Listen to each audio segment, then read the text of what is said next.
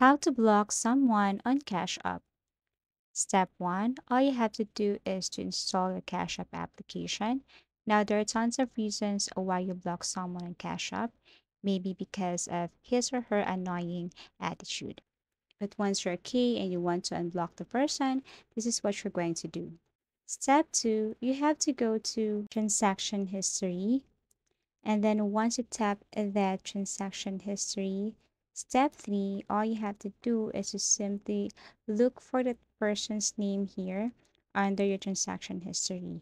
Now, if you can't find that person's name here or person's details here, you can simply search that person there or search transactions up there. Okay, step 4, you can see here the person's information once you tap that. Suppose that I block this person. So on the refund, you can see there, unblock this person. You just have to tap that one.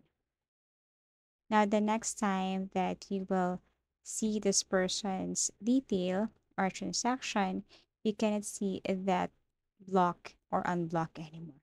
So that's how easy it is to unblock someone on Cash App.